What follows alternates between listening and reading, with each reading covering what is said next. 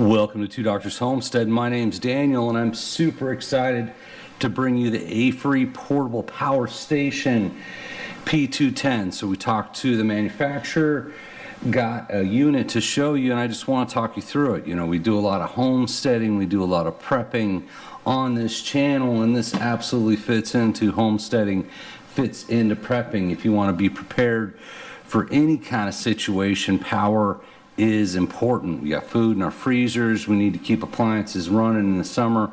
We want to keep the AC going, keep the freezers going. So something like this is absolutely essential, and I really like the Aferiy model. It's a great unit. It feels solid.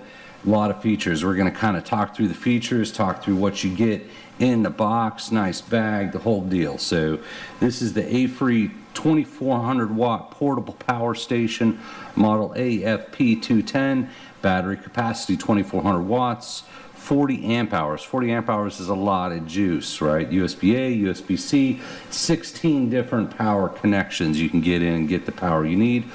And it has a pure sine wave inverter. Pure sine wave is top-notch inverter, means you can comfortably, safely run sensitive electronics. You want that pure sine wave inverter.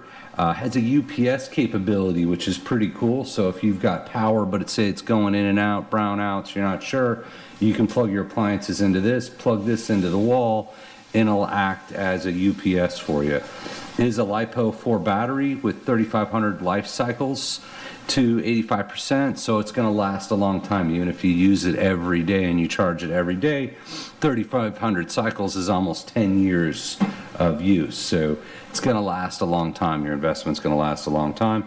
4 ways to recharge, and we'll talk through those. You've got AC, solar car, AC plus solar, so 4 different ways to charge, and I'll show you. It comes with the different charging connectors, and I kind of like this.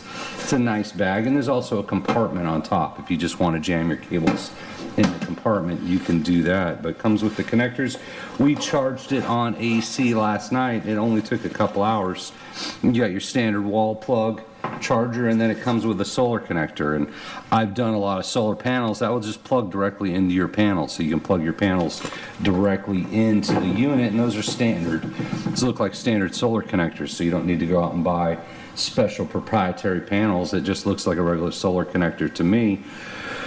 Fully charged 2 hours AC. We saw that last night. Charges great. I'll get the display on here. Solar charge 500 watt input max, right? So 500 watt input, this holds 2400 watts. So if you've taken 2400 watts out, you've got to put 2400 watts back in. Now standard, I consider standard solar panel is 100 watt panel. There's 200, there's 300, 500 watt max. So that's the power coming in, 500 watts per hour. So if you're doing 5 100 watt solar panels or any combination of panels you've got that makes sense, you're looking at 4 to 5 hours to charge it on solar. Now when we're talking solar, the general rule of thumb is you get 4 hours of good sunlight a day, and that depends on where you're at, if it's cloudy, weather, the whole deal, right? That really depends on the sunlight getting to your panels. But 5 panels, you should be able to charge it, right? Generally, you're going to be able to charge it in a day to get it back into use.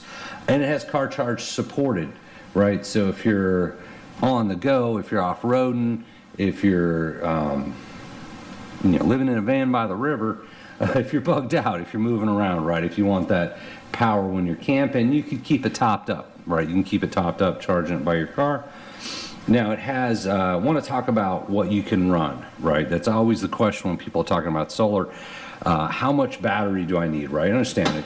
You know, common term is solar generator. Portable power station is probably more accurate. Power goes in from the panels.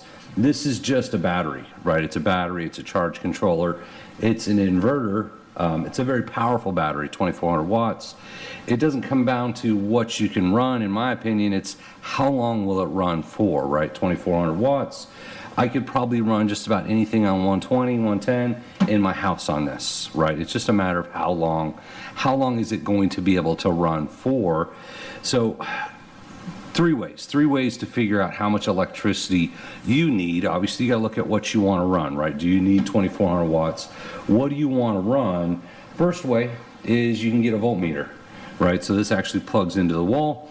You plug your appliance into it, and it's going to show you how much electricity that appliance uses. So if you're not really sure, hey, I want to run my window AC, I want to run my fridge, you can cycle this through your units, write it down, do your math. If it's 1,000 watts, that means 1,000 watts in an hour. So if it takes 1,000 watts to run, this has got 2,400 watts, it would run for about 2.4 hours. So the math is pretty straightforward on that. 2,400 watts is 2,400 watts for an hour. It's 1,200 watts for 2 hours.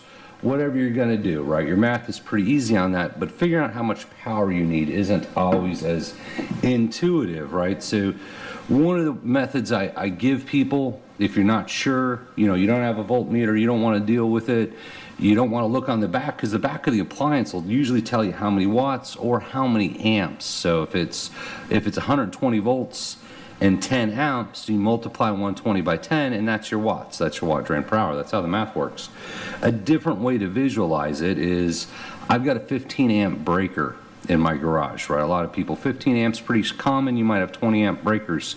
If you have a 15 amp breaker in your house, if you exceed 15 amps, that's going to pop, right? So as long as you're under 15 amps at 120 volts, that's not going to pop. So what's 15 amps? So if you do 15 amps times 120 volts, that means 1,800 watts. So if you're running a bunch of freezers or whatever you're running on a 15 amp breaker and it's not popping, it means you're using less than 1,800 watts, right?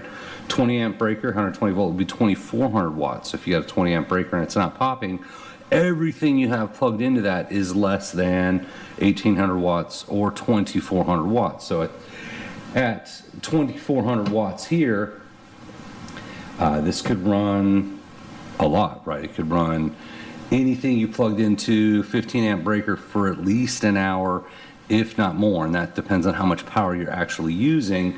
So just about everything in my house is plugged into a 15 amp or a 20 amp breaker. It's going to run on this, right? This is going to run it.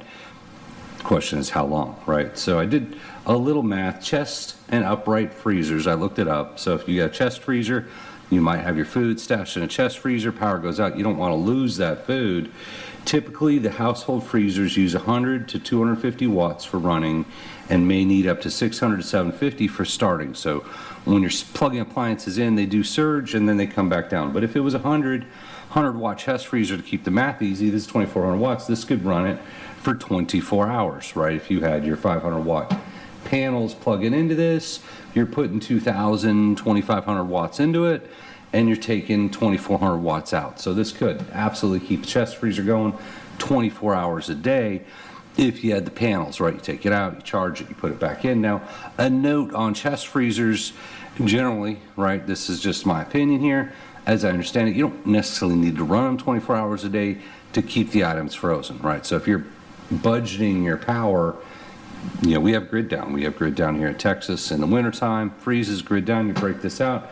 You can plug your chest freezers into it. You can plug a lot of stuff into that. Once again, with a battery bank of this size, it's just a matter of how long it'll run, not can it run, right? You plug your air compressor in here, plug a lot of stuff in here, and you're good to go, right? So I'd say check out the website. The website seems to have better prices, www.aferiy.com, aferiy.com. The price on the website I've found is better than the price on Amazon.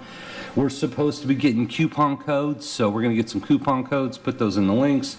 We'll put links to the device, but just want to thank Aferiy for working with us, for getting us this unit so we could test it out, so we could share it, we could show it to you. Beautiful unit, nice construction. It's a little heavy, but if you've ever moved a car battery, electricity is heavy, right? You want to store electricity, it's heavy. My backup batteries, I've got a solar backup for the house, like 140 pounds each, and I got 4 of them. Electricity is heavy. This is heavy. You wouldn't put it in your backpack, but you could certainly keep it in your car if you're off-roading.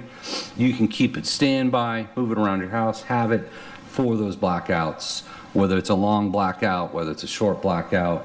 We talk about grid down. If it's grid down, something like this is going to give you an edge. You can keep your batteries charged, keep your coffee maker running through full zombie apocalypse. You've got your coffee maker running. You're ahead of the game, right? You've got a reason to live at that point. You got a coffee maker. Comes with this, just a little cover, right? Looks like a cover that would go on the top. Obviously, if you're outside, it's charging. It's a nice cover for it.